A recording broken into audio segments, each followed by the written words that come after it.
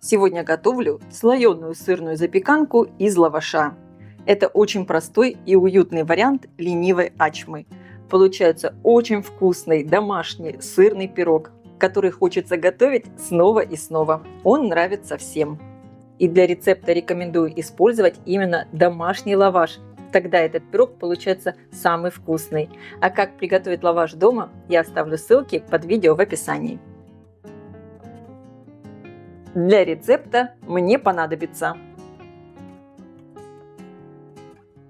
на крупной терке натираю сыр. У меня моцарелла, можно использовать любой твердый сыр. Разбиваю в миску 3 яйца среднего размера. Вес яйца со скорлупой примерно 60-62 грамма. Добавляю немного соли. Соль добавляйте исходя из того, какой вы используете сыр. Хорошо все разбалтываю венчиком. Пирог у меня получается очень сырный, и для него я использую 3 вида сыра. Это творог, сыр моцарелла твердый и сыр фета. Сыр фета, он более соленый, поэтому надо учитывать этот нюанс. Соль добавлять по вкусу. Вливаю молоко.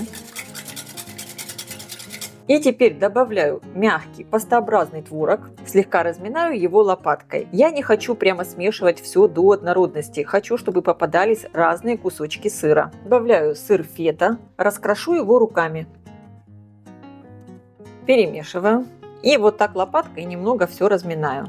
Добавляю моцареллу и вливаю растопленное сливочное масло. Масло придаст этому пирогу такой сливочный вкус. Очень будет нежный, ароматный. Все хорошо перемешиваю. И также я добавлю немного орегано. Очень люблю орегано вот с такими сырными штуками. Конечно, вы добавляете орегано по вкусу. Если не хотите, можете не использовать эту травку. И теперь в эту сырную массу осталось добавить лаваш. Я использую лаваш, который уже я готовила накануне. И из этого лаваша я уже сделала несколько рецептов. Как видите, у меня здесь вот остались такие обрезочки. Я из такого лаваша готовила очень вкусные хрустящие трубочки с начинкой. Ссылку на рецепт оставлю под видео в описании. Обрезочки я вот так вот разрываю произвольно и выкладываю в сырную массу. И также у меня еще здесь 2 целых лавашика, которые я тоже порву на кусочки. Всего понадобится 200 граммов лаваша.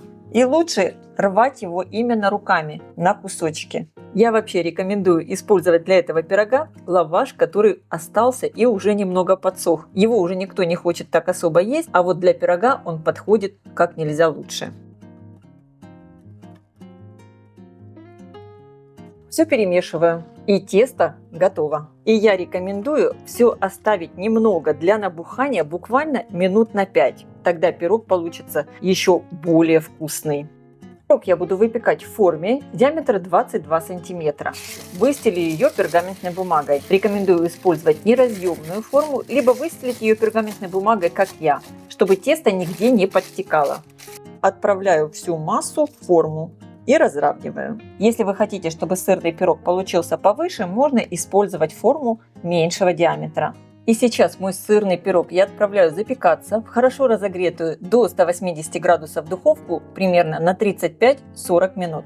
Конечно, вы ориентируйтесь по своей духовке. Противень я ставлю на средний уровень, включен вверх и низ. Вы только посмотрите, какой красавец пирог получился. Сверху замечательно подрумянился. Оставлю его остыть буквально на 5 минут и затем достану из формы. Безусловно, после остывания сырные пироги оседают. В этом нет ничего страшного. Это специфика выпечки творожного теста.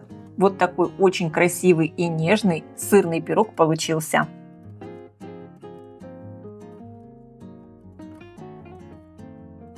Я желаю всем приятного просмотра и приятного аппетита.